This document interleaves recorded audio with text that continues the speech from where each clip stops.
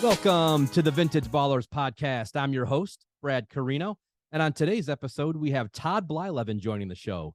Todd is the son of former Major League Hall of Fame pitcher Bert Blyleven.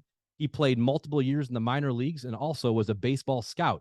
He currently is the founder of a sports technology company called the Scout Hub, which showcases high school and college athletes. So without further ado, please welcome Todd Blyleven. Well, Todd, I want to thank you for being on the show and thank you for joining me.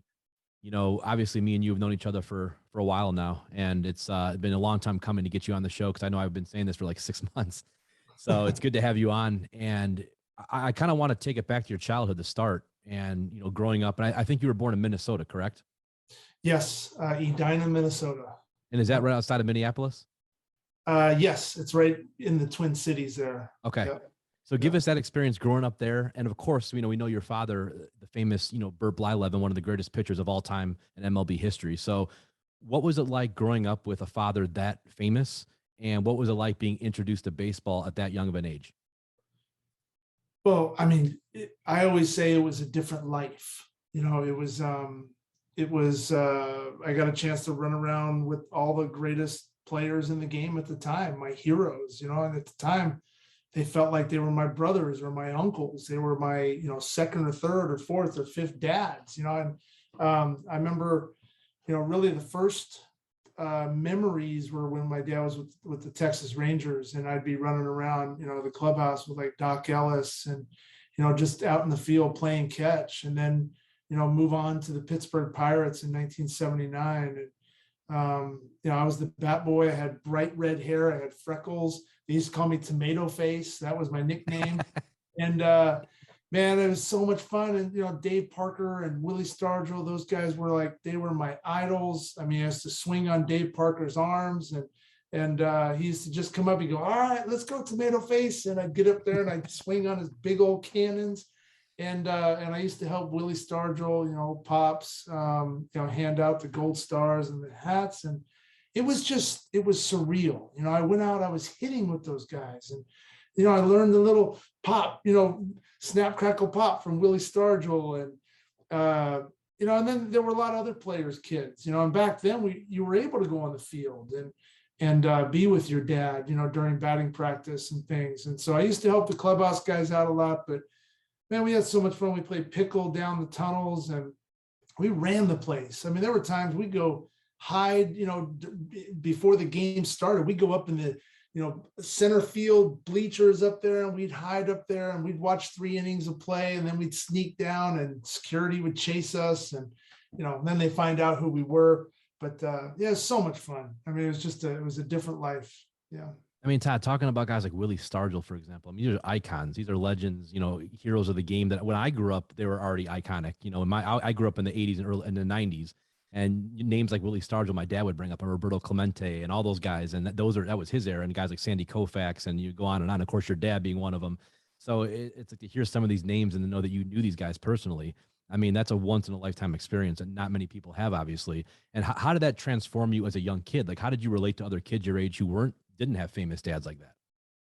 Well, I always, my dad raised us to, really try not to be the son of a baseball player, try to be a normal kid. We tried to have normalcy, whether it was playing with the neighborhood friends or whatnot. But, at the time, kids used to, used to praise me about who my dad was. Of course, I'd always get kind of the second handshake, like, oh my God, you're Bert Blyleven's son. And they'd want to know, or I'd go over to their house and their parents would ask me questions about the players, and things like that. And I just was talking like they were my family. I mean, we were family, all the way through and through. And as I started to get a little bit older, obviously, like you start to realize some of these people are just your friend because of who you are and because they get to go meet your dad or whatever. And so that part kind of, was a little disappointing at times where, the human nature of it came into play. But for the most part, we always had a great time. My dad always treated people with respect, and kindness. And that's how we, were raised. And yeah, I never had any issues there. But yeah, I mean, guys like Kirby Puckett, the late Puck, man. I mean, I got a chance to be around him and just soak in his energy and his character. And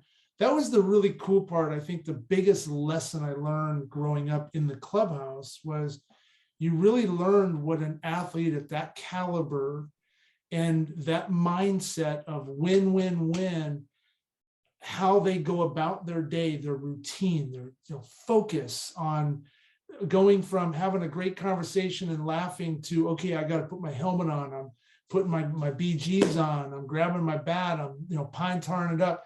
I'm getting myself ready to go out to play. And you could see that transformation. So even when I was a bat boy and I grabbed the bats, like I had this routine. It was very focused. I made sure I was in line because that's what the players expected. So it was like it was contagious.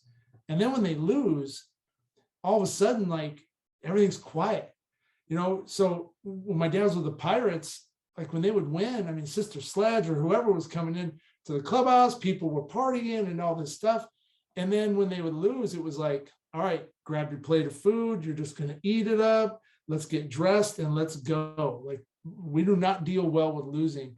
But just that coming back and that daily grind of just perseverance. So it was really, I learned so many great lessons from so many amazing people, in the industry. I mean, Ozzie Smith, Cal Ripken, Gary Gaetti, Kirby Puckett, the Kent Herbecks back in the day, just all these great, Nolan Ryan. They used to throw bullpens next to Nolan. And, really? Yeah. What was that like? Oh man. So I remember Nolan, when he would throw his pitch, he would exasperate this air. It was like a big train, like, whoo. And then, so he was throwing his changeup one day and he was doing the same thing. And I'm like, Mr. Ryan, I said, how come you're like blowing out all this air throwing a changeup? It's slow. And he's like, nah, changeup's just a fastball. It's a loose grip, throwing a fastball, you throw it hard. Everything you do, you throw hard. So it was just, I look back on it now being an adult and having kids myself. And I'm like, man, it's just a different life. So much fun. I never took it for granted. Yeah. I mean, it's funny. My buddy Ryan is the biggest Nolan Ryan fan you'll ever meet in your life because his last name was Ryan. We were little kids. So he just fell in love with him. So he had all his cards. I mean, we talked, he was Nolan Ryan's guy. He wore number 34 because of him. So to this day, I'll have to bring it up. He'll love hearing this because that was his guy. But the players you mentioned, even guys like Kent Herbeck, and I forgot a lot of those guys in the Twins, and so many great. It was such a great era, 80s and 90s, and in the 70s you grew up in as well. And I feel like, and especially guys like Kirby Puckett and Tony Gwynn and those kind of guys, like they don't get talked about as much now as I think they should. And I mean, Kirby Puckett was one of the greatest players of his era. You never really hear his name anymore. I mean, you hear a lot of other guys, Griffey and Bonds and those guys, but you never really hear guys like Kirby. And why is that? And why do those kind of players get swept under the rug when I feel like there were so many great players back then, but you just don't hear about that. Well, I think when you look at the technology of the sports, I mean, our phones and what we do on social media now, I think just it's going to create a longer lasting impression because, they're just being talked about all the time. But you look at a guy like Kirby Puckett, I got a great story about him. So, here's this 5'8", 5'9", just ball of muscle, right? Contagious smile, always laughing. I mean, went about his game like one of the best players I've ever seen on a professional sports platform, arena, field. And so now all of a sudden weights is starting to get into baseball, right? And so the Minnesota Twins get this little weight room section built off the training room side in the big clubhouse. And so they got a bench press. And I was sitting there watching the trainers and this new strength guy tell Kirby he's got to lift. And Puck's like, I don't need to lift. And they're like, no, come on, Puck. It's like, it's part of the whole new routine. He goes, no, I don't need to lift. He goes, tell you what, put all the weights on that bench you got there. How much weight you got there? And so now all the players are coming over, Herbeck, and they were all into like wrestling too. So they were, Bernansky, and they're all, fighting and palling around. So Puck lays down. He's probably got about 290, 300 on this bench press. He lays down and he just starts pressing, just bam, bam, bam, like an NFL combine guy, just putting it up like he's not even doing anything. And they're like, Puck, you need a drink of water? And they're like, nope. So he puts it back and he gets up. He goes, I'm not lifting. I don't need to lift. And so everybody's just like, all right, I guess Kirby doesn't have to lift. But you watch that guy and you go back and you look at his approach and how exciting he was every at bat. Dave Winfield, man, just that beast getting in the box to the Don Mattingleys and stuff. And today's game, yes, players are bigger and stronger. And I don't know that they're more durable. I think you had better long elasticity in the muscles. I think the players were conditioned differently to be long lasting in yesterday's game, but they should. I spoke to the Hall of Fame when my dad got inducted in 2011. And then we went back when Piazza got inducted. I remember talking to some of the players and even like the fan experience in MLB. When you go to a Major League Baseball all-star fan experience, they have these great, huge TVs and everything for today's current players, and they're signing and there's these long lines. And then you have over in the corner, Fergie Jenkins, the Raleigh Fingers, the Dave Winfields, the Ricky Hendersons that are sitting in a booth with like nothing really behind them. And I was like, why wouldn't we put up giant screens showing how great those guys were?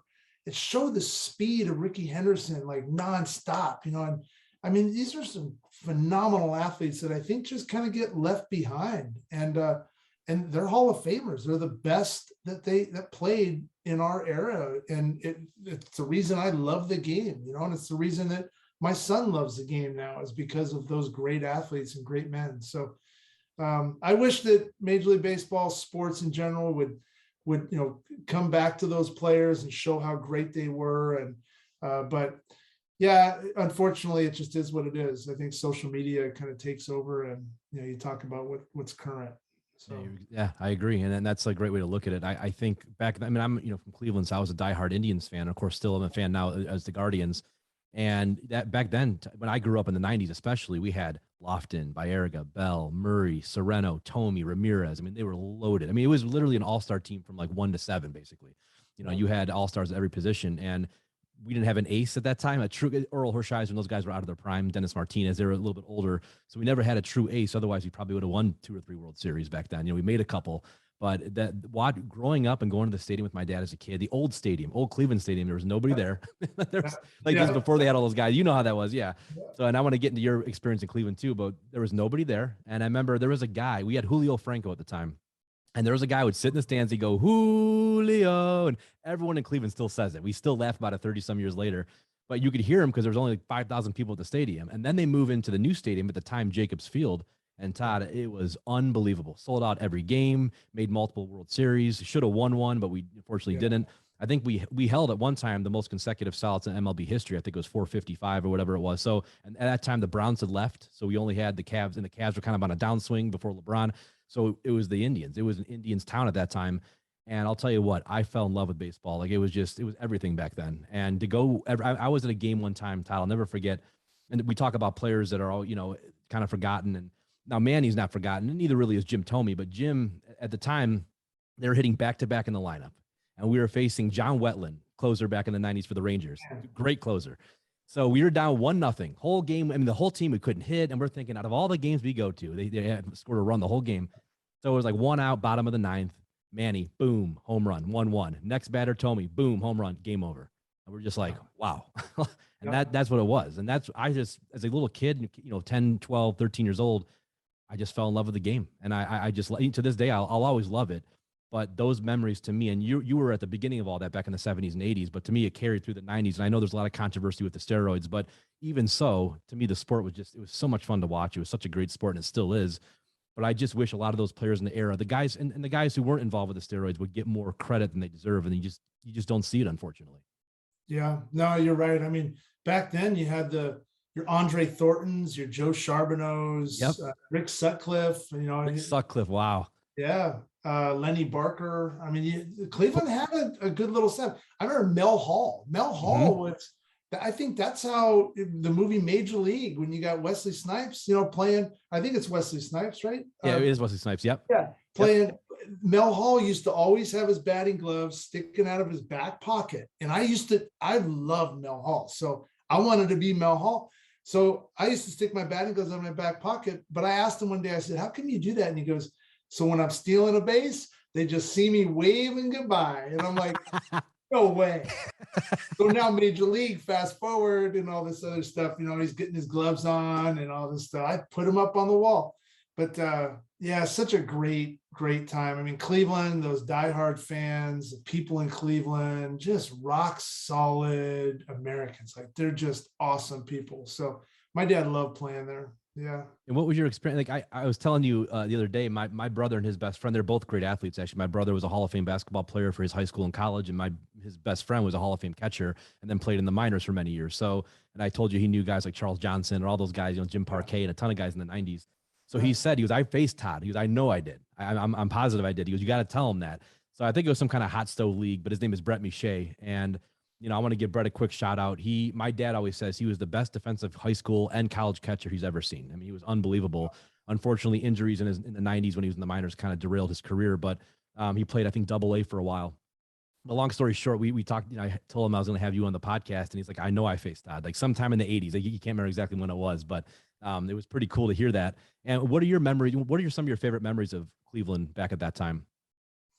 I think, just the ballpark. The ballpark was so iconic. It was huge. I remember that. I remember, there weren't a lot of people in the stands. So it was a pretty going to a boutique, almost baseball game, so you go on the road and, you're almost flabbergasted just by all the people that are there. But yeah, I think, just the people, the fans, they brought what they could to the game. There weren't a whole lot of them in there, but the players inside, the vibe in the clubhouse, they were losing all the time, but those guys tried to find a way to win and have fun. And when they did, I mean, honestly, it was a lot like the movie Major League, where, they didn't rally behind, sticking it to the owner or anything else, but they tried to pick themselves up a lot. And I know, when we went out to different ball stadiums and stuff, where maybe players had homes and things, they tried to do some sort of, team gathering there and just try to keep it loose. They really tried to keep the energy moving. But yeah, we lived in Westlake. Yeah, that's where I live right now. That's so funny. Yeah. So I remember, my mom and dad, they would, there wasn't really much out there at the time. So they would always race each other home, because my dad would always go to the ballpark. I'm usually with him around 1 o'clock, and my mom would show up for the game. And so there was some dirt road out there, and they would race down that dirt road. And we just had a lot of fun. Yeah, we just had a lot of fun. So, and it's funny because you mentioned in those days, especially, there was really nobody at the games. And that was the era. The Indians didn't make the playoffs at the time for 41 years. 41 years without a playoff appearance. And I was actually at the game in 95 when they clinched it. It was 2 days after Cal had broke the all-time record. I think it was September something of 95, and he had just broke the all-time streak. So Cal was playing third, and it was really a pretty awesome game. And I remember Jim Thome caught the last, it was like a pop-up, and he caught it, and the crowd just went absolutely nuts. And I didn't get at the time at 12 years old. My dad's like, we haven't made the playoffs in 4 decades. Yeah. And the place, it was like we won the World Series. People were jumping up and down, going crazy. And it was like the movie Major League. I mean, from going from all that for, really a laughingstock for 4 decades, and we couldn't make the playoffs. We always had bad injuries, bad timing. And to finally making the playoffs again, and you lived through, you were here during that stretch of 4 decades where it was tough, and it was just, so we went from a town that always, I don't know, it was interesting growing up a baseball fan, because it was a town that always cared about their baseball team, but yet we're kind of just like, they're going to disappoint us again, to a town all of a sudden it's like, oh my God, we might win a World Series here. It was so weird to live through that. I mean, it was just total comeback all the way through. I remember Bob Feller walking around the clubhouse. I mean, that was kind of your icon. That was the winning spirit of the Indians, and he would come in, and I was such a great man. I mean, tough as nails, and then you hear these stories about how he, throw at guys' necks and all, like, you never challenge Bob Feller. He threw 120 miles an hour or whatever, yeah, it was tough, because after Cleveland, my dad went to Minnesota. He made the All-Star game. I think it was in 84 or 85, somewhere around there. And then he got traded to Minnesota. And so, he joins Minnesota, which is also kind of in the bottom of the barrel, but they started making some trades, got some players, and you got guys like Kirby Puckett and Herbeck and Bernansky, and they ended up acquiring Dan Gladden, and you had, Tim Laudner behind the plate, and you had some different guys, and they got Frank Viola, started doing really well. And that, again, that was the coolest part, I think, about being in the clubhouse is being in that 79 World Series and feeling the camaraderie. And when they won, how contagious it was. They were just, it was like in beast mode. They were just up on top. Nobody could stop them. They knew they were great. And Minnesota had that same feeling that year in 87, where it was just, let's go. We're rolling over. We don't care who's coming in. We're rolling over them. And then you're watching the guys that are doing this. It's the Pucketts. It's my dad. It's Frank Viola. It's everybody's keeping things loose. The Bernansky and Herbeck and Puck, like those were the original Bash brothers. And then Oakland tried to, do it with Lansford and Canseco and McGuire. And those guys were a little bigger, but yeah, it was funny. And the Twins, if I remember, won in 91 again too. 4 years later, I think they won 2 in that span. Yeah, Jack Morris. Yep. Yeah. And then of course the Blue Jays won a couple after that. But it was just such a fun era of baseball. And that was when I was coming. I was a little boy when the Twins won their first. I don't remember that one. I definitely remember 91 for sure. Well, we talk about Cleveland and then Toronto winning. Joe Carter, one of my favorite all-time players ever. I think Joe Carter was one of those guys. He doesn't play in Cleveland. I mean, he's all everything, right? And plus to his story, how he grew up, the giving back into community, and just everything about him and as a person. I mean, that's what I always kind of leached into. I tried to, really become those guys, like those icons. I love the character part of some of those athletes that, went about their day and they went after it, but then they were good people outside the clubhouse. Like they signed their autographs. They treated people with respect. You never know they were a big league baseball player. Now, I mean, everybody's on Twitter and exactly what everybody is. Yeah. But yeah, Joe Carter, he was awesome. Oh, Joe Carter was great. And I'll never forget watching that World Series, the Blue Jays World Series in 93 when he hit the game. I mean, how can you imagine hitting a home run to win the World Series? I mean, is that every little kid's dream? It's like hitting a 3-pointer to win the NBA Finals. It's like, how do you get any better than that? I mean, it really doesn't. I mean, and watching him jump around like a little kid, it was just awesome. That was so cool to see that. Yeah, that's what you practice. I mean, it's when you're playing wiffle ball, you're dribbling the ball and you're shooting and you miss. Oh, hold on, I got to go back and do it again. 3, 2, 1. And you're shooting again. Yeah, unbelievable. Yeah, really cool. It really was. And going through that, let's take it to your career. Your baseball career.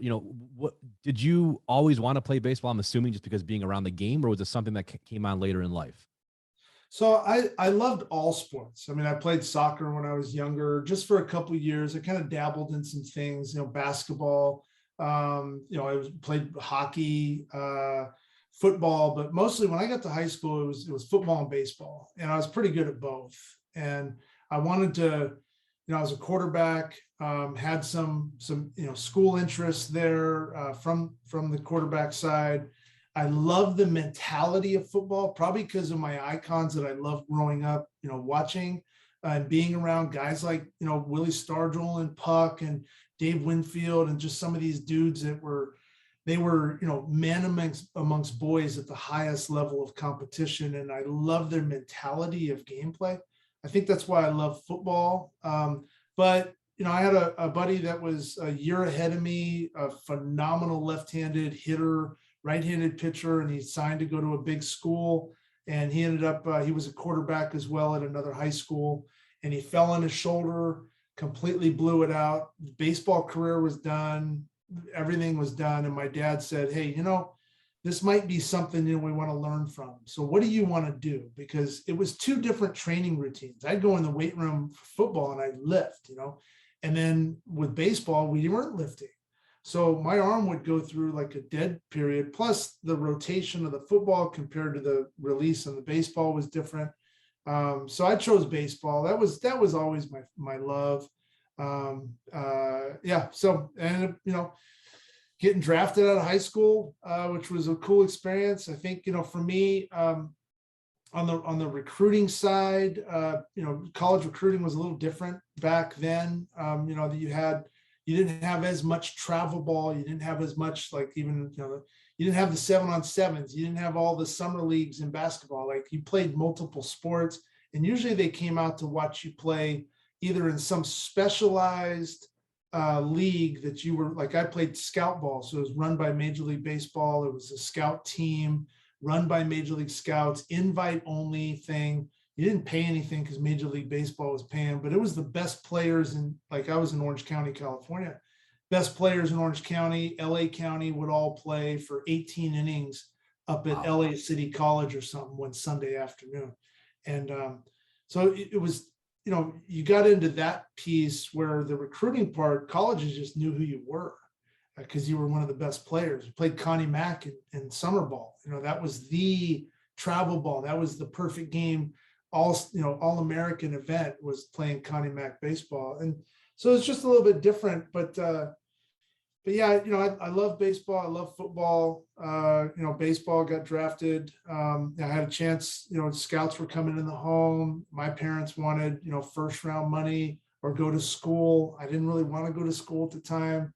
So, there was kind of that push pull there. And so the draft didn't really work out for me. Went to college, ended up signing a letter of intent to Cal State Fullerton, and loved the idea of going to Fullerton. Then the coaches got up and moved, and they went to Oklahoma.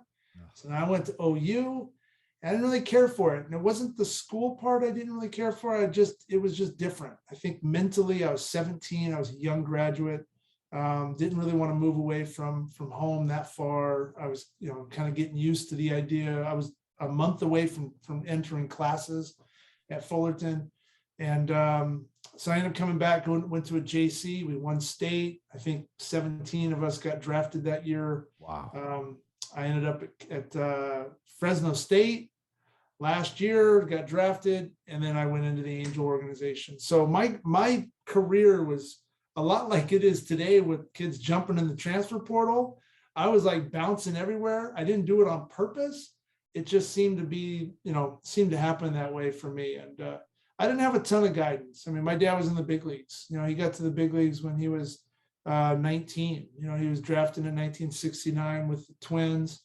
Ended up spending about 2 months in rookie ball, spent 3 months in A ball, and was in the big leagues. And so his idea of what that minor league venture was like, was really, he didn't really have a taste for it. And I didn't have an agent. I wasn't going to use my dad's agent because that was Nolan Ryan's agent and everybody else. I don't need to use an agent. So, it wasn't until I really got into, went through my playing career, and then I got into scouting that I really realized, like, oh my gosh, my journey was so messed up. I should have really had more research. I should have done more homework. I should have been more prepared when the scouts came in and they were doing their job with asking questions that they needed answers for so they can go back and set the board. I didn't know anything back then, even though my dad played in the big leagues for a number of years. We were just really ill prepared for that experience for me. And I think it took me off track a little bit, but I'm at where I'm at and where I'm supposed to be in terms of, the player back then. And I got my chance. It was awesome. And Todd, what do you think all those experiences you went through then? Because I feel that it gives you a great lesson in life as far as dealing with adversity, dealing with uncertainty, which is everything in life. Huge. I played 7.5 years of pro ball, and I had a blast every minute of it, and I gave everything I had. And so when I was done and the game was over for me, I walked away exhausted, number one, but I didn't have any regrets through all of that. But it wasn't until I became a major league scout a year later in the Angel organization, and I'm sitting in players' homes and I'm listening to their stories. And I'm hearing the parents talk, and then I'm hearing the kids talk in this conflict. And a lot of my experience helped them navigate and guide them to better decisions. I was really happy. That was the one thing I always tried to do as a scout, because you don't get paid as a scout. Like you don't make much money as a scout. You don't get commissions on players you sign. That was back in like 30 or something. I remember scouts talking about it, like the old timers. They would say, "Yeah, we used to get $500 when we'd sign a guy," or, they get to A-ball, we get $200 bonus. You don't get any of that. So for me, I wanted to be able to help the families out. And my journey really related to a lot of what they were going through.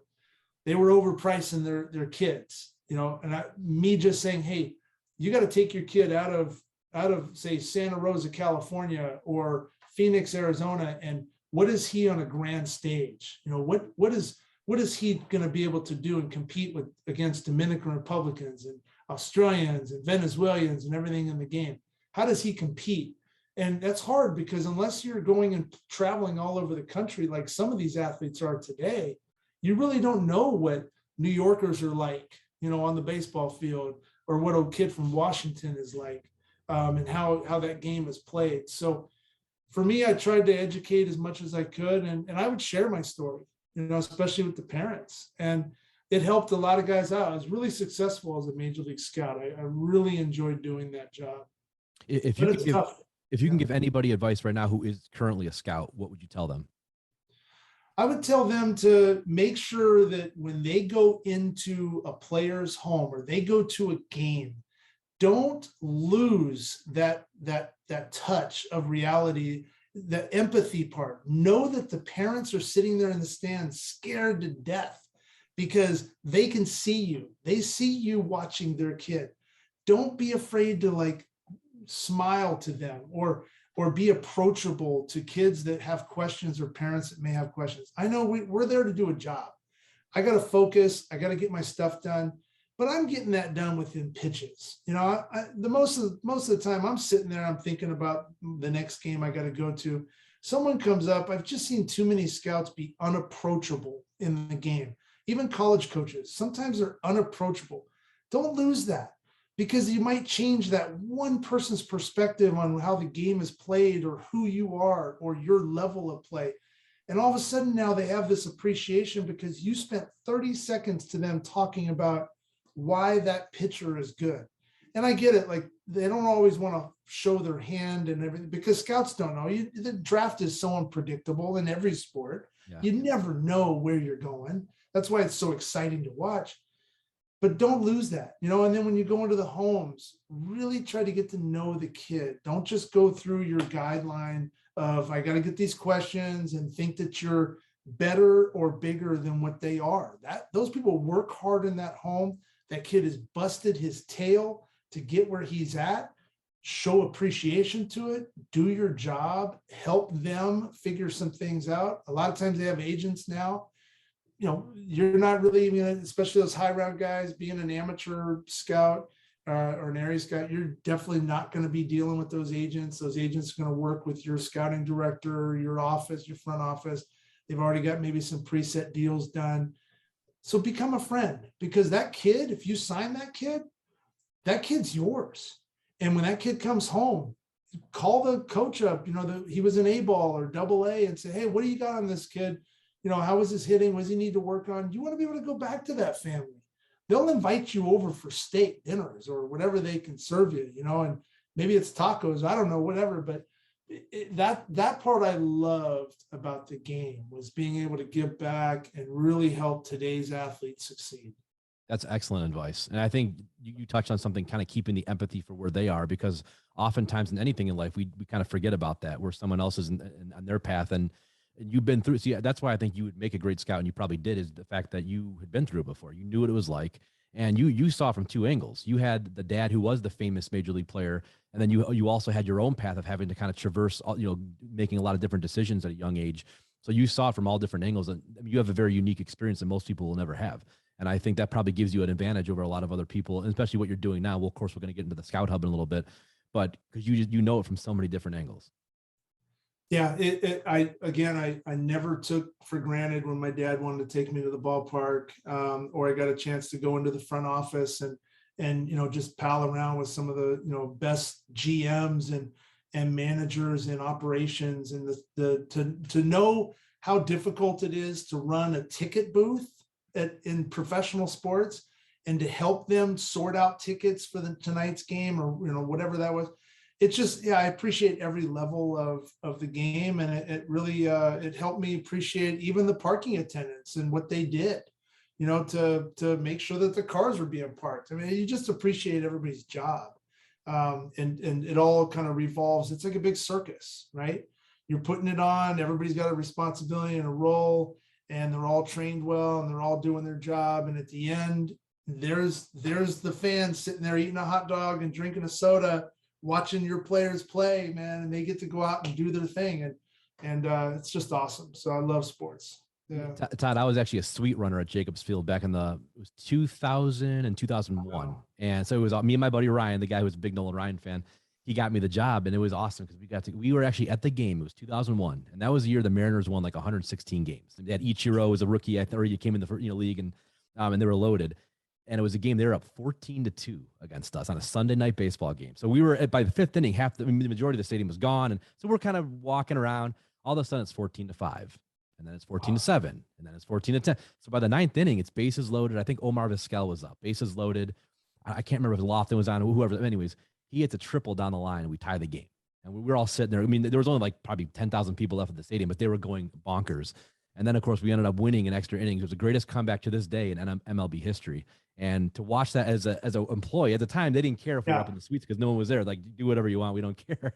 And I'll never forget that. But like you said, that experience of seeing how everything came together, and just, it was a very unique experience. And actually I think it was that same week, Muhammad Ali actually was at the stadium, and I got to walk by him. Wow. He walked right by me. I said, "How you doing, Mr. Ali?" And he shook his head at me, and I walked by. I was like, "Oh my God," it was incredible. But yeah, those memories, we were 16, 17, 18. It was awesome. I mean, to work, to watch our favorite team play for free, basically. And, and it was just amazing. But yeah, there's nothing like going to the ballpark. I mean, there really isn't. And I wish I could go back now. I didn't fully appreciate it at 16, 17, but looking back now, I wish I can go back and just have one more night sitting there eating a hot dog in the fifth inning while we're waiting for everybody to leave to clean everything. It was it was amazing. But I'll never forget that comeback, 14-2. It's Sunday night baseball game. To this day, still the greatest comeback in MLB history. So it was amazing. Awesome you were there too. Yeah, lucky. Because my luck, I would have missed it. But no, it was awesome. And you touched on something, Todd, that I think, today's youth probably doesn't or takes for granted, I think, in all sports. And that's really the diversity in all the sports from all different countries, whether it's basketball, the Europeans coming over for basketball, or whether it's, all the different talent in baseball now from all around the world. I mean, there's so much talent around the world that's coming to play in the leagues in America. And to me, it's enriched every league. But where have you seen the biggest change in baseball with all the different talent that's come over? I think, you look at what basketball's done in the European leagues, right? And it's become a global sport. Soccer, although, it's growing, it continues to grow in popularity here in the United States. It's the world's largest sport. Basketball took that model, started developing the game internationally, which is awesome. I mean, I got some great buddies that played back in the day over in the Czech and different countries in basketball. And then you look at baseball and softball, and really it was more of an Olympic sport. And so now baseball's growing on a global level. I think Major League Baseball has put some highlight into the Dominican Republic. The World Baseball Classic, I think, really helped Major League Baseball expand its borders and bring some excitement from country to country. I mean, you go to a WBC game and you got Puerto Rico playing Dominican Republic, you got Puerto Rico playing the Netherlands, and those people are there. They got bleached hair. They're doing all these things. It's fun. Go down to Miami and watch a game. Man, it is unbelievable. It's lightning. So I think it's brought a really cool vibe to today's game. And plus, too, I think social media has expanded in that marketplace as well, where you got, guys like David Price back in the day that, he was one of the first, I think, baseball players of the modern time where he was marketable. He was on social, he was on Twitter, started to grow his following. A lot of players didn't do that. I mean, you had your basketball stars, you had your football icons that did it, but sports in general, when dealing with athletes, it was all about money. And so, and I'm not saying it's not now, it's still a business, but I think when you look at the growth and popularity of TikTok and other platforms and social media, the analytics, the metrics, how quick it is to get a stat, how quick it is to see who's on the hot list and who's sliding a little bit in their game. It keeps everybody in check. And now that's expand over the international markets. So they have the same technology that today's athlete in Texas has. The same stuff over in Australia. It may not be as common. There may not be 20 batting cages in every city. Maybe there's one in every region, but they're there and it's starting to expand. So I think Major League Baseball did a great job and a lot of outreach and efforts. They've been doing it for years.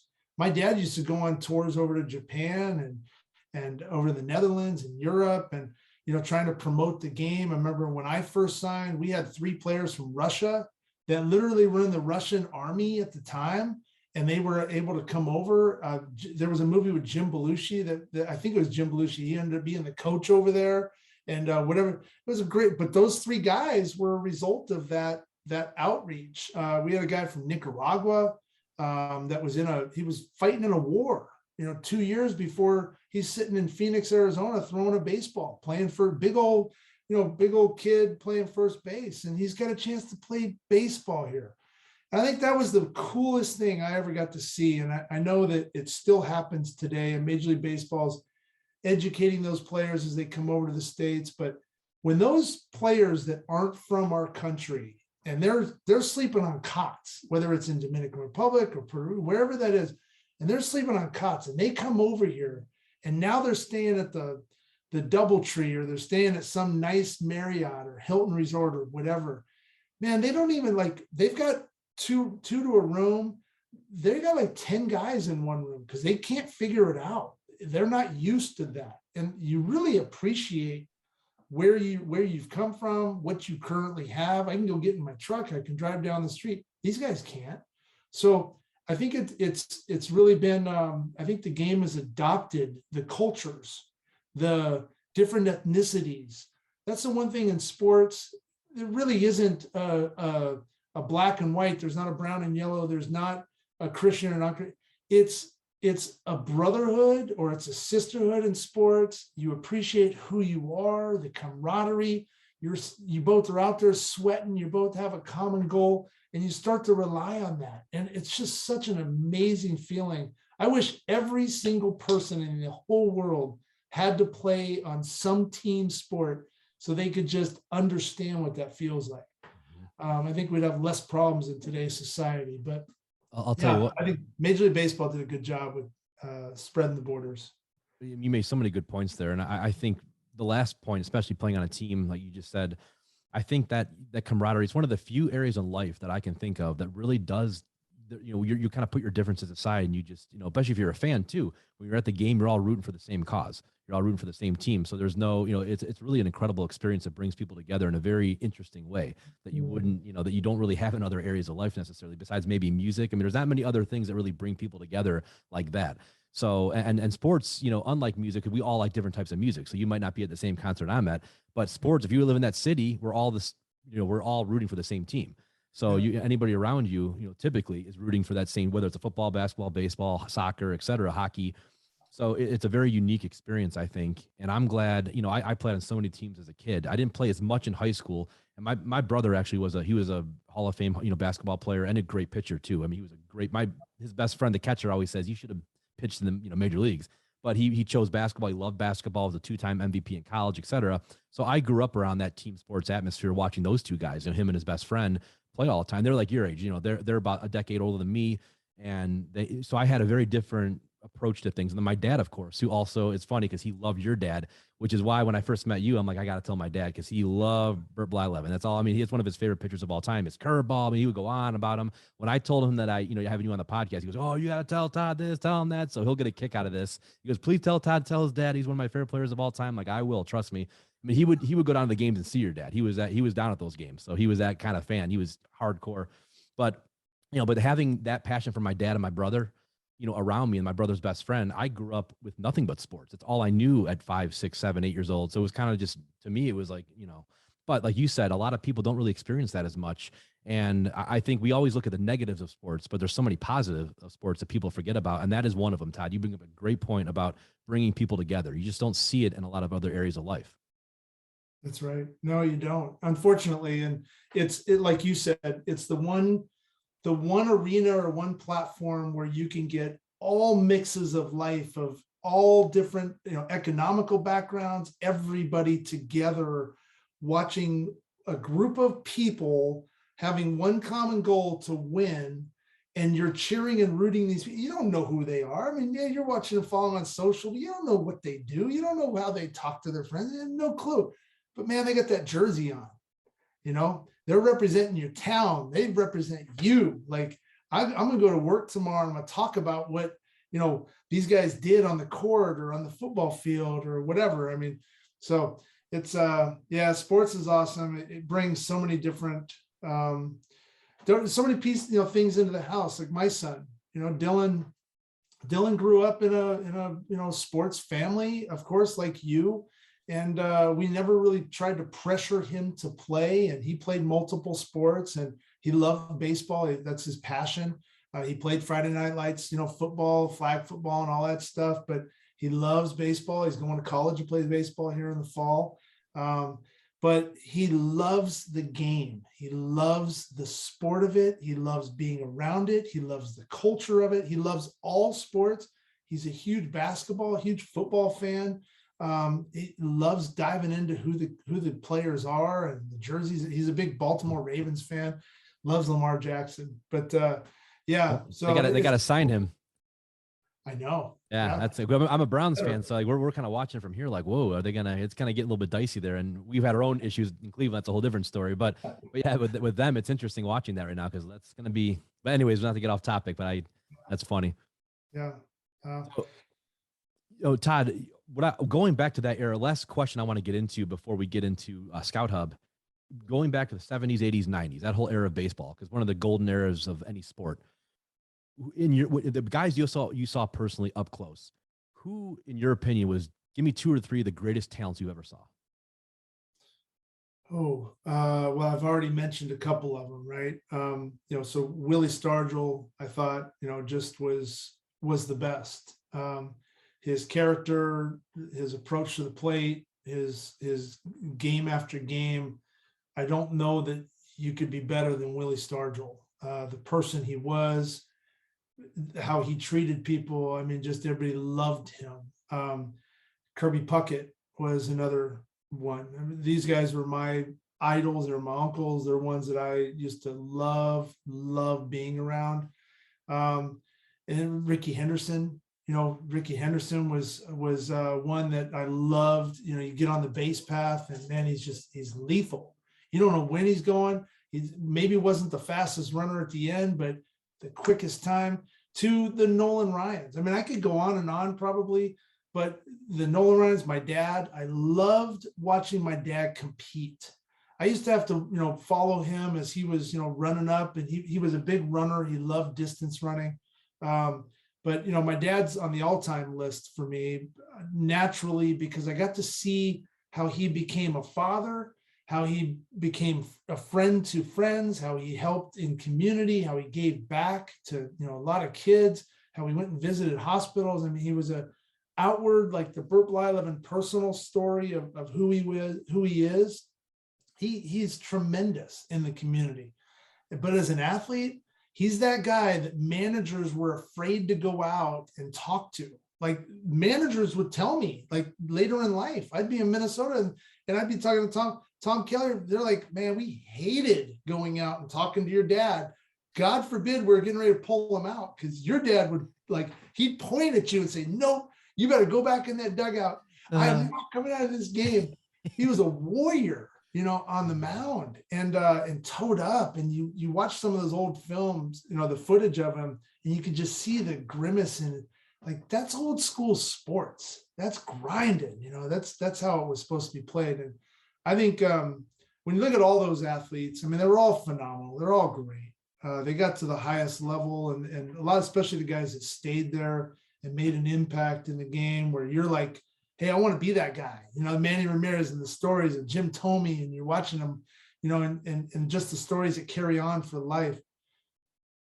But in the end, it's, what are you really hanging your hat on, and it's that mentality, the charisma, the stories that you pass down to others that aspire to be like you. And maybe they can't do it on the baseball field or the basketball court, but they're bringing it into their workplace. They bring it into their life, and so, I have a lot of heroes in the game that I always loved being around. And those are just a few of the names. Yeah. Where do you put pre-injuries Ken Griffey Jr.? Who? One of the greatest of all time. Talk about a kid that literally just came up and dominated from the start and continued to dominate. His swing, I mean, him and Tony Gwynn were a lot alike, in terms of Griffey had the power, Gwynn was more double to double, throw me anything, Mattingly, Boggs, that was more the Gwynn type of hitter. Griffey's on a whole different platform. I think Ken Griffey was definitely one that was amazing. I never really got to know him a whole lot. I knew his dad. My dad obviously knows him, really well. Him and I think we hit together one day, just palling around, but it wasn't, Barry Bonds. Barry Bonds was another. I played with Bobby. I was going to ask you about that, because I think Barry and Ken Griffey Jr. I think both. I know Barry was all the controversy at the end, but beyond that, those two for me, and I was a '90s kid, most of it. So those are the two most talented players I've ever seen. And Bonds, people forget. I know he gets a lot of flack for everything that at the end of his career, but I'll tell you what, even without all that, he had the eye. His eye was incredible. He could, he would see if it was a tad bit out of the strike zone, he wouldn't swing. It was amazing. And I think those two guys in their primes, I've never seen anything like it before. And Griffey, like you said, he was at 1920, he was a stud coming up, and it didn't take him very long, and his swing is perfect. And that's when they had Randy Johnson and Jay Buhner, and it was such a fun team to watch. And he was he was my generation's Michael Jordan for baseball, was Ken Griffey Jr. We grew up playing his games, that was the guy. I tried to swing like I'm going like this, and then I for whatever reason I switched to a Tino Martinez swing. I had this weird thing I did like Tino Martinez did. I don't know why that was, but with Griffey Jr., that everyone tried to swing like him. We tried to be like him, act like him. That was my generation's Jordan. We grew up with Jordan and Griffey, and and Barry Sanders in football. Those were the three guys we all idolized. So that was it. And so Griffey to me will always hold a special place in my heart. And again, I wish the younger generations understood how great he was in his prime before all the injuries. Even after, he was still a good player, but he was a 5-tool Hall of Fame caliber player for a decade. Yeah. Don't forget Randy Johnson, Randy Johnson on the big unit. You talk about that Seattle team and everything else. Edgar Martinez. Fantastic. Yeah, anybody that can step into that box, Barry Bonds, stepped into that box and make it look so easy, hitting off some of the best arms of baseball in that whole era back then.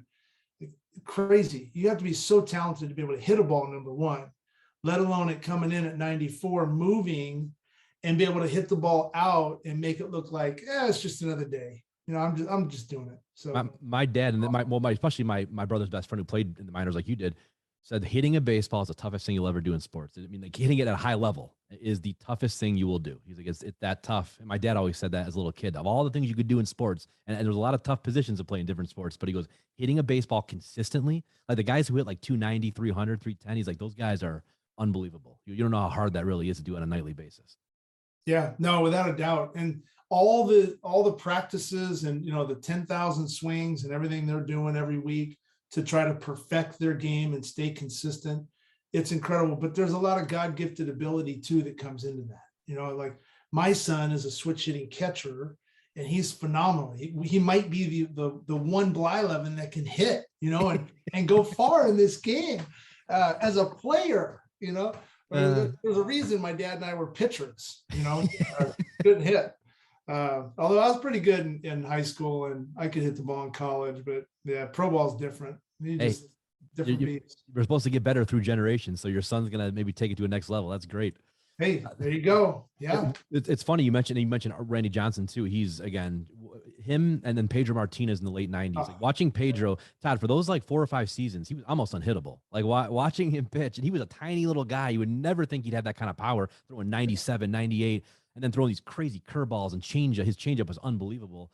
And Mariano Rivera, I mean, arguably the greatest closer of all time. If Derek not one Jeter. I mean, there's some fun. Yeah, Mariano Rivera was another one. Threw 2 pitches. That's it. And it was almost unhittable.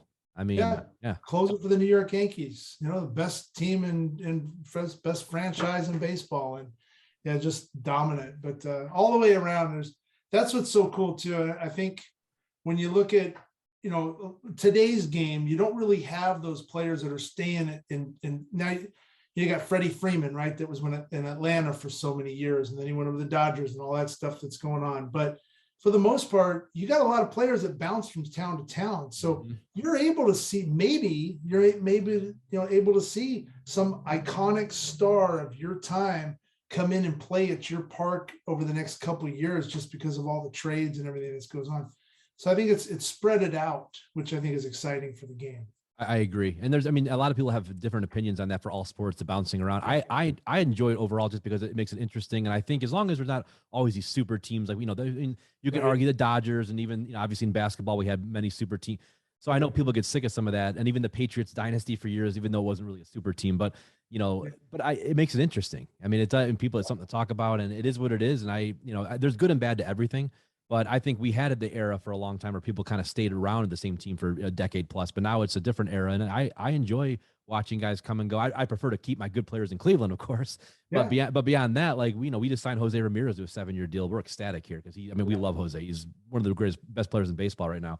So yeah, baseball, I think it's just such a great sport, and it's fun to hear all your stories. And we could talk about that whole era for hours alone, but let's get now, Todd, let's go over to Scout Hub, and I want you to tell the audience what Scout Hub is and the athlete resume, and what it can do for their maybe son or daughter who's playing sports in high school or college.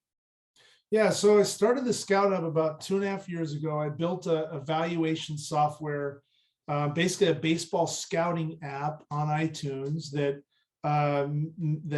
basically marries subjective scouting. So what a scout will see in the players' mechanics, the movements, how they're evaluating that talent physically, and then the objective metrics that maybe an athlete's using some sort of sensor to track barrel speed or bat speed, ball flight, all those things. And you can put all of that together and it rolls into an overall grade, right? So it really started with me building that technology, which is still one of a kind. There's not another competitor in the space that can do that sort of thing. And once COVID hit, because I have a technical background and I'm an expert in today's sports analytics, I built a couple different models where players could send in videos and have those analyzed by Major League Baseball scouts. This was right around when COVID was hitting. And it was awesome. It gave some scouts some extra income. It gave scouts that lost their jobs during that time an opportunity to make some money. And it was pretty good.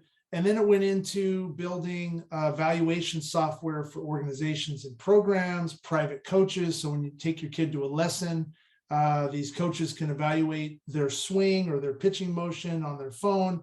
And then the parent would receive a player report after a lesson was over with what the coach thought, where the coach is grading your son or daughter, and what the coach's comments were. So at least the parents now had a little bit of transparency and eyes on what the coach was thinking, instead of in today's time, unfortunately, you send your kid in for a lesson, you pay $50, $60, $90, $120. A lot of times the kid comes back to the truck, or you're walking out of the cage with the kid and you say, "How'd your lesson go?" "It went pretty good." "Well, what does that mean? What are you guys working on?" "I don't know." And you're leaving it up to the kid to now tell the story of what that professional was teaching that player. So as a parent, your ROI, there's the empathy part as a parent. I'm like, God, I want to keep spending money on it, but I don't have a lot of money to spend on all this. So I need to make sure every dollar I spend is going to be helping the success of my athlete.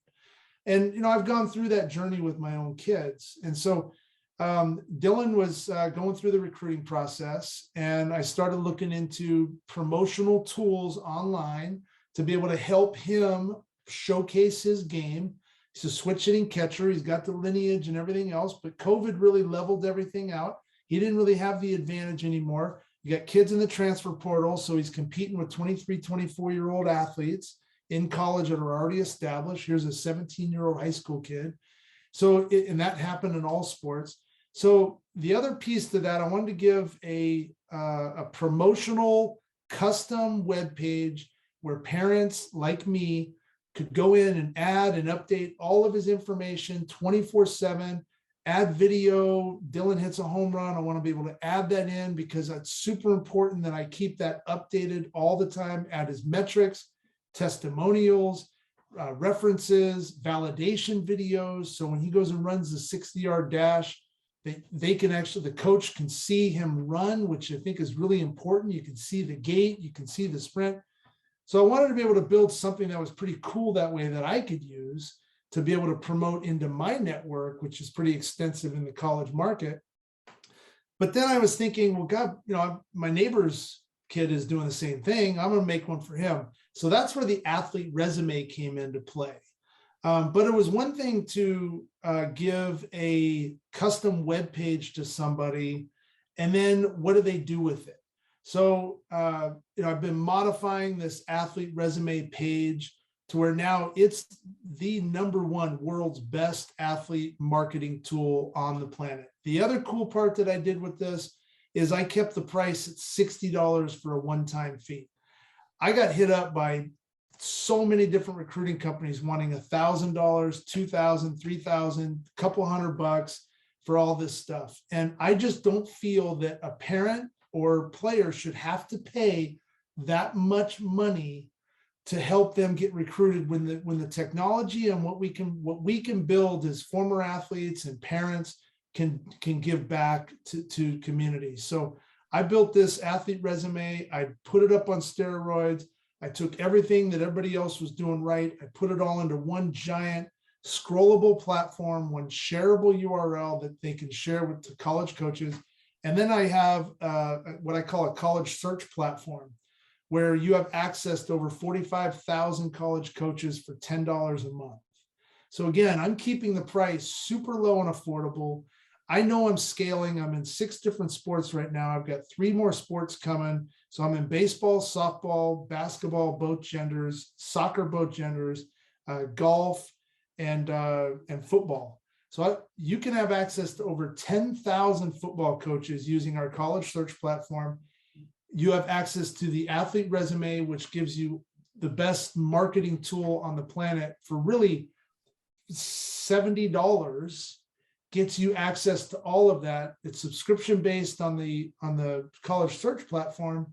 But the athlete resume is awesome. And so now we just built an organization program helping organizations, because I want the organizations to succeed. So now the organizations can give back. They have their athletes purchase the athlete resume. The organizations are buying it on a reseller level. So they're making a little bit of money, which is great for them. Now the parents have the exposure tool. The organizations have a giant dashboard and leaderboard. It's basically a recruiting portal that they get for free. Now they can go out and promote their athletes through the athlete resume to college coaches. Parents can go promote their athletes to college coaches, all using this single platform that isn't going to break your piggy bank.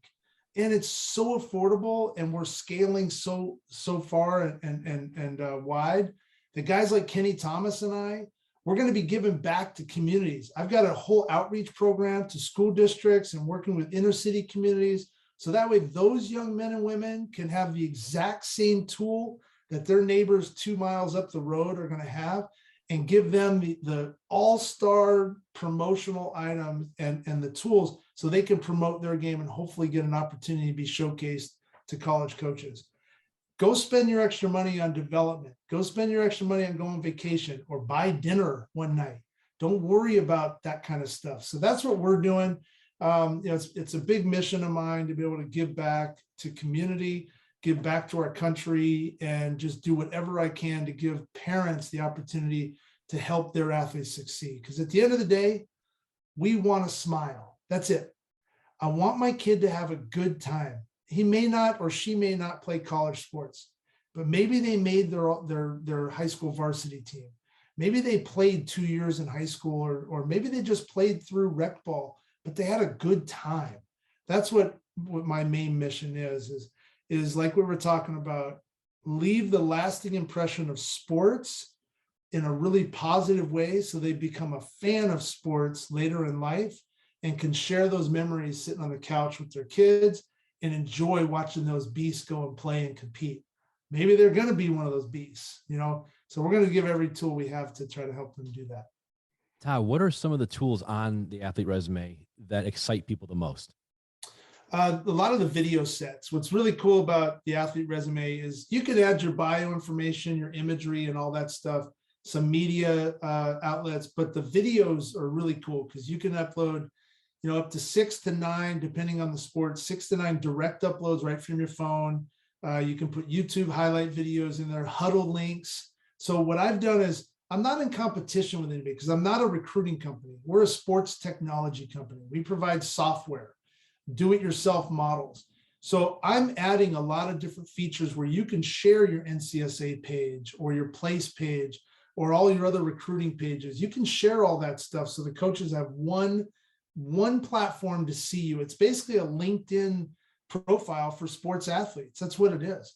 And so the cool part about the video set, though, is that you can add all these videos in and push play on all those videos and watch it like you're watching DirecTV Sunday football, where that coach can just sit back and watch 12 videos playing at once. So they're seeing you train, they're seeing you play games, they're seeing you some of your highlights, they're seeing you, maybe run the 40, whatever that is.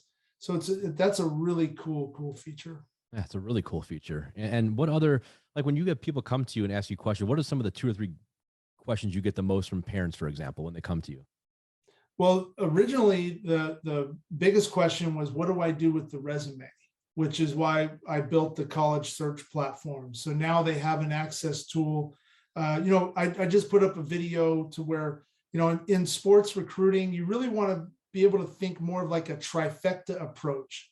You want to share, you want to socially follow the coaches. You want to socially follow the teams you're interested in because you want to become a fan. You want to start liking, you want to engage with the coaches' social media posts, whether they win or lose. Become a fan, become a voice. They start to get to know you through that. Then the other piece is you want to be able to build your athlete resume and email that coach or that school your athlete resume. So now you're promoting yourself and what your ability is at that school. And then you want to be able to call that coach and call that school and say, hey, coach, my name is Todd Blyleven. I'm a 6'4" right-hander from Frisco, Texas. Man, I want to come to your school. I just sent you my athlete resume. Hopefully you can help me out. Take a look at some videos, give me some pointers. I'm also following you socially. Love what you guys are posting. Good luck tomorrow versus whoever. Something like that. I've hit it all. I've hit my trifecta. I'm doing everything I can to promote myself. If you're relying solely on your coach to do that, it's not going to happen. Your coach is going to do whatever he can or she can because they're busy. And now with the tools that we're providing, they're going to be able to share everybody. But you need to take the marketing into your own hands. And so I would always get that big question of what do I do with this now? So now we've given the tools, we've given the guidance on how to do that. The other part is how do we know if our page is being viewed? Well, I added a view counter on there. So now each time that someone opens up your page, you can see that your page was open. The biggest misnomer is that parents want to see who viewed their page. Well, the problem is coaches don't want you to see when they view your page. They're scrolling, they're looking, they're like, just because I viewed your batting video or I viewed your touchdown pass or whatever, doesn't mean I'm recruiting you. Maybe I even liked it because I thought, man, you were in beast mode. You look good out there. Keep going, 12-year-old, 14-year-old. Doesn't mean I'm recruiting you. All of a sudden, though, all these companies that are sharing that info, now those coaches are getting hit up with thousands of emails because all those people think that you're recruiting them. So I don't do that. We have a view counter. You can see how many times your page was viewed or opened. That should give you enough guidance to be able to add more information. The development side of what we do is also really cool. We work with a lot of organizations that we're current partners with, and then what we're experiencing now in a lot of these new future partnerships that are coming is they really love the idea that when an athlete puts their metrics in, so let's say a baseball player running a 60 time, when the athlete puts their metric in and they put that validation video in, and let's say they're running a 7.460. Well, we all know that a 7.460 time for a high school prospect is not ideal. You want to be in that 7.2 to 6.9, more in the 7 to, below. So because they've got now full exposure to their whole organization, they're taking all those 7.2s and higher, and they're building, programs, footwork programs, running programs, identifying, different people's flaws in their running, whatever they're doing to try to boost that metric up. And that's the whole part that I think is really cool, is now you've involved the development of that athlete, the experience, the parents are super pumped. They're going to keep paying money. Now you've increased retention, you've increased revenue in a workplace, in a community. They're making money. Everybody's making money. Everybody's doing their thing, and they have the promotional tools to try to help their athletes. And that's what it all funnels up to, is trying to give that athlete the best opportunity to succeed. It really is a win-win for all. And for the price, I mean, again, I've known about this for a while because of Todd, because I know I'm personally outside of here, but for the price, you're not going to find anything. I mean, it's just, you're not going to find anything better regardless. But when you add in how, how price competitive it is, and it's a one-time fee, you're not paying this monthly. And, I think that what you have, Todd, it's a gold mine. And if anybody out there listening who has a young athlete, please go check out the Scout Hub. And I want to get into a couple more questions about it. I'm sure I'm going to get questions of, what division? What if I have a son or daughter who's going to play in NAI or JUCO or whatever, how does that go? Well, how would you answer that? So it's for all divisions. It's for, if you have a middle school athlete, 7th grade is not too young, believe it or not. Like, coaches are wanting to start learning more about these younger athletes because they're wanting verbal commitments. They want to start building that recruiting profile at that age. So unfortunately, more in football and basketball, baseball, it's probably still around that 8th grade, but 7th grade is not too young. So when you're starting to build that profile, and then you start to understand where you are in your game, I may not be a Division I athlete. Maybe I'm a D2 or D3 NAI. This college search portal has every level. So we have NAI, junior college, D3, D2, every college coach, every school in the entire, what are we in, 6 different sports, different genders. That'll just continue to add. It's always updated. So you have access to all those schools, but the athlete resume is for everybody. It's also for college kids. If you're a junior college athlete or you're in the transfer portal, you're relying solely on your junior college coach. And I'm not saying anything bad about any of these coaches because they bust their tails to do their job. But one of their main priorities is not to help you get recruited. Yeah, if they get more players to big schools, they're going to get better players coming into the program. So it is a priority to a point, but they're not going to spend all day long talking about you to these schools. The other thing is they're getting on the phone talking about you. So you're at the mercy of them giving a professional scouting report to a college coach about your game. Take the reins, get an athlete resume, share your game, all your videos, your metrics. You have access to every school in the country, promote yourself, and then the organizations and the dashboards have all the tools too. So we built it for college, high school, and middle school kids at all levels. Yeah. Yep. That's something definitely I know I get questions about. And so to this point, what have been some of your biggest challenges with the athlete resume and Scout Hub in general? Well, it's a new company, so it's really I'm a firm believer in learning and beta testing. And I'm not afraid to get advice from anybody. So we went through an extensive amount of time and multiple revisions on the athlete resume to really get this thing to where it is today. So it's just been a lot of testing with players, and and different parents, different groups from all over the country, giving great feedback. I've built some incredible relationships over, the last 2 years with this. And finally, we're at a point where I think it is the best player promotional tool on the globe. It's translatable in Spanish, which is awesome. And we're getting ready to go into some other countries with this. We got volleyball coming. I got ice hockey coming. Lacrosse is coming. And then we'll go down the road with tennis, cricket, track and field, swimming. And we're even doing a cheer athlete resume, which is really cool. Yeah, so that is cool. It's giving, players an opportunity to showcase themselves, and they don't have to pay a lot of money for it, Now, Todd, is this, I know this is in the US right now, but are you ever looking to go overseas eventually, or teaming, what does that look like? For sure. We're already overseas. We're already doing some things with some international groups where they're focusing on the scholastic side with the athlete, and they're using our athlete resume to use as an athletic profile as they pitch these athletes from Norway or Germany into the college market. So definitely it's a piece of technology. Athletes from all over the world can use this thing outside of some of the translation, of course, in different languages. But we'll be working on that. But yeah, it's a global product. Yeah, that's amazing. And what is, to this point, give us, you don't have to obviously say names, but what are some success stories you've had so far? I'm sure there are tons.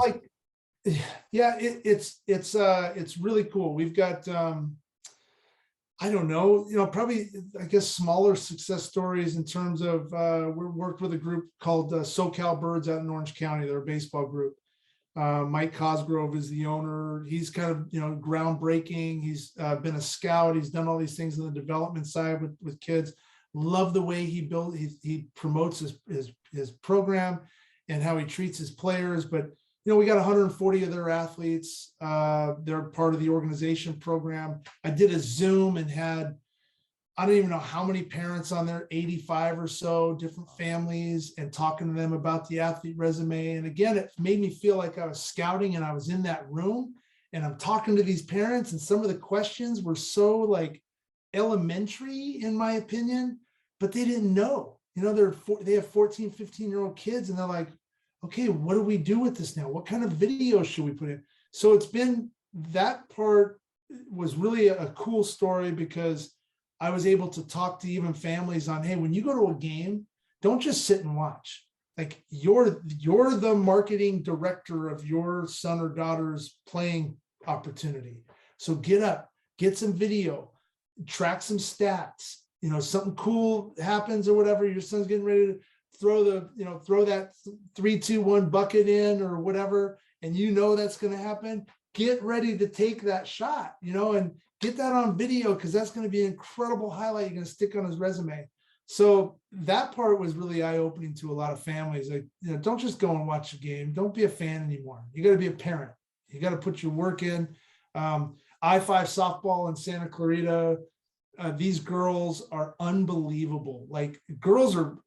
They're just better than boys. They're just more organized and they're more driven. My brother was a coach of both boys and girls basketball, and he always says that. He goes, "Oh my God, it was so much easier because they don't all think they're LeBron James. They don't all, they're just either more coachable." It's so funny. It was the first thing he said.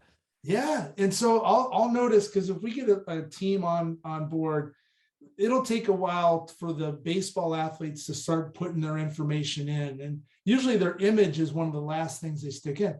You get a group of girls, whatever, they're putting their image in, they got their highlight video, they're putting all the metrics in, this is it. They're going after it. Maybe it's the softball dad, or I don't know, but it's been a lot of fun so far. We've got some really cool partnerships on the horizon, working even with some NIL stuff and influencers to be able to use our resume as a promotional tool for them, getting deals with brands. It's just a big circle of goodness that's all coming out here in the next 30 to 60 days. And that's all going to start tying into some of our evaluation software as well. So we're working with some organizations in the combine space and showcases and stuff. where they're using our software to go out and evaluate the athletes. And a lot of those tools will start, pushing into that athlete resume section too, as validated metrics. So yeah, it's just going to be ongoing. I'm a firm believer in keeping everybody on their toes. And if you're not providing what I'm providing at my cost, then get out of my way, because parents and players deserve it. We're going into this uncertain time economically. We're all paying a ton of prices in different things. We always have, but now more so than ever. So I'm really happy that I'm going to be able to provide something at an economical price, affordable, that's kick-ass, that's cool, and it's something that people are going to be proud of sharing. And maybe it becomes a novelty piece one day, where you open it back up and go, hey, that's cool. Remember that? Look at those metrics. Look at that video. So yeah, it's cool. And for everybody listening, I'm going to have a link that you can sign up for the athlete resume right below in my comment, or right below in the section you'll see, along with Todd's social media. So you can check out all his social media. He does a ton of good work, and you'll be able to see some of his videos kind of explaining more of what some questions you guys might have. But going further, like, what do you see in the next couple of years? Where do you see this athlete resume? And then just, with NIL and everything else, coming about here in the next couple of years, where do you see things going? I mean, do you see anything? Because it seems like everything's happening so fast now, and how are you keeping up with the ever-changing time, especially with social media? I see my athlete resume being the number one choice for athlete promotion, hands down. I just don't see another product like it that provides as much that it does provide. The opportunity for NIL deals and showing your brand. We're doing some things in that space right now that is groundbreaking in terms of an athlete being able to promote themselves to a brand. Right now, it's usually done with video and maybe some sort of, I call it archaic paper, or some PDF that you're sending.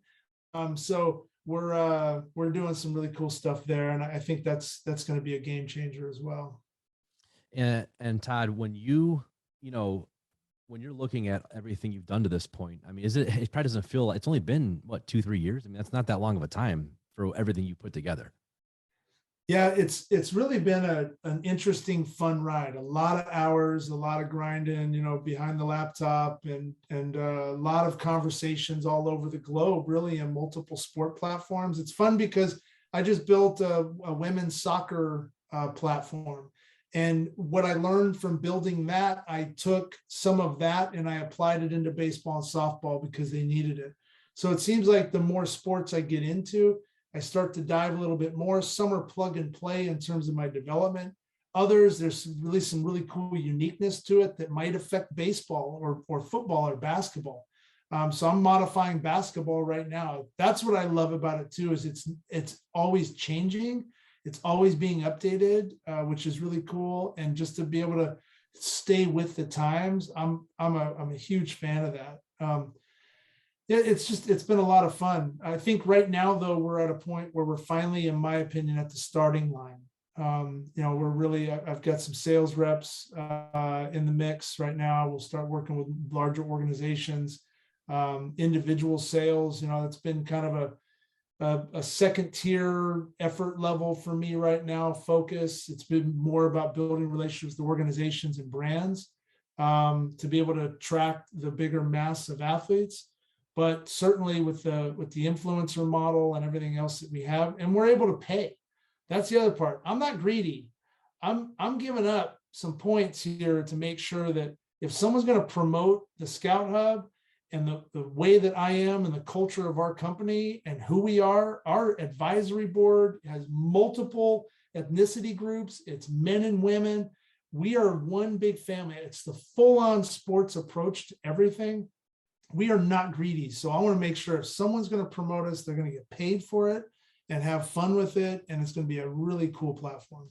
Well, Todd, having known you like I've known you, for the past, 6-7 months, or really almost a year, I can tell the audience, knowing Todd, he's one of the most authentic, genuine people in this industry. And I've dealt with a lot of people in different industries in my career in the last 15 years since being out of college. And Todd is one of the most genuine. And that's why I think speaks to your company, and it speaks to what you're all about. And I think people see that. It's clear. When I first met you, I knew I knew who your dad was. And I thought, okay, that goes one of two ways typically. Either the person's more arrogant and more like, or they're like you, or they're just totally down to earth and they get it and you get it. And that's something that was very clear to me the first time I talked to you. Thank you. You grow up, you go through life's trials, and we've all gone through adversities in our life, no matter what it is.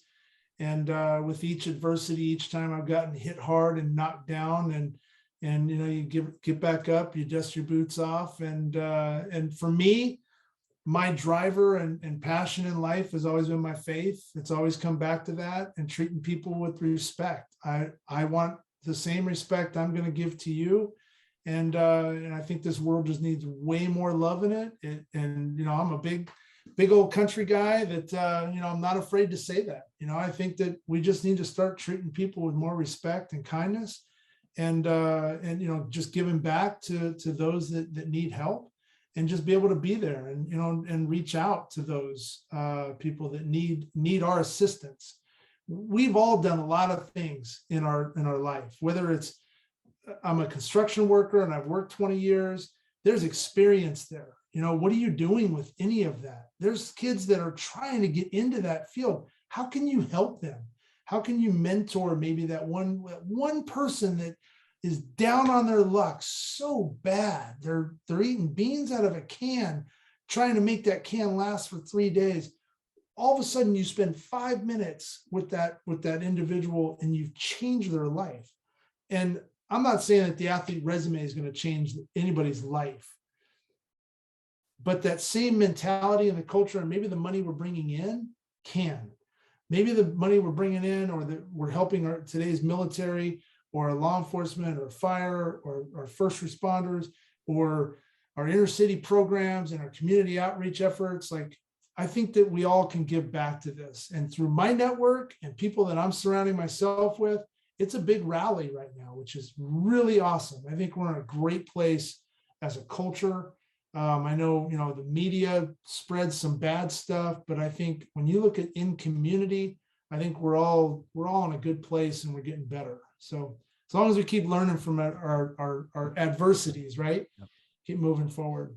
100%. Yep. And you make so many good points there about, overcoming adversity and learning from it. And I think that's the key too, is, sometimes we make the same mistakes twice, but you eventually learn. And that's the key to everything. Because I know I've made the same mistake sometimes 5 times, but you learn as time goes on. Todd, I have 3 more questions for you. And the first question is, if you had to give a quick 20 or 30-second pitch for Scout Hub and the athlete resume, what would you tell somebody? I would say that we're a sports technology company that builds solution-based software for organizations, athletes, parents, to help them develop, promote, and evaluate an athlete's journey, helping the athlete succeed. I think that's who our company, what it does. I think the athlete resume is an amazing promotional product that you don't have to spend a lot of money on to get the best. And it services multiple athletes at multiple levels, helping them succeed and finding their school, or just promoting themselves and having a good time in sports. So, Todd, your favorite all-time baseball moment? 1979 World Series, winning the World Series, and being able to be in that clubhouse with my dad and watch all those amazing athletes, pour champagne on each other and have a lot of fun. That's amazing. That is amazing. And last question I'll ask you, and I ask every guest this, I love hearing the answer. When you look back 20, 30 years from now, and you're looking back at your life, what do you want people to know about the legacy of Todd Blyleven? I would hope that someone, when my name is brought up in a conversation, that instantly there's a smile. That's it. If you're going to make someone smile over your memory or your name, then you've done a good job in treating that person with kindness and respect, and you just bring a light to their eye when you're brought up in a conversation. My hope is that. That's all I want. I want people to like me. Of course, not everybody likes me. You got some people that don't like you, maybe because you're kind. I don't know, but that would be my legacy, is really just to be known as a good citizen in today's community, and someone that gave back, and gave everything I had to just keep spreading love around this world. So I love it, Todd. I mean, that's such a great way to look at the world, especially nowadays. And I feel like, we definitely need more of that. And I think we are. I think people are there's definitely people starting to catch on with kindness, and it's becoming a little more of a thing now. And you're starting to see people change the way they view, the perspectives on things. And I do think that's coming. It just takes time, like anything in life. Things take time. It just Right. is what it is. But I think we need more people like you out there who are doing what you're doing, and doing it from an authentic place too. And it's something, it's hard to run a business from an authentic place sometimes, and you're doing that. And that's a really, I think that's a very admirable thing to be doing. I appreciate it. Yeah. Well, we're trying. So Well, you guys are doing a great job. Trust me. 'Cause I've seen it for a while now. So Todd, I want to thank you again for coming on the show. It's been so awesome talking to you. And again, you're one of the coolest guys I've met in this whole industry. And it's just cool to be able to have you on the show and talk to you. And of course, hear your stories as a kid and the child of a Hall of Fame pitcher. And the whole thing is just awesome. So I want to thank you so much for coming on. Brad, thank you very much for having me. And again, our friendship is reciprocal. So I really have enjoyed spending the time with you and getting to know you as well and your story. And so good luck. I mean, your podcast is awesome, and I was just honored to be on it. So I appreciate it. Well, appreciate it, Todd. And we'll be talking very soon. So Thank you, sir. all right. Thank you. Have a good one. You too.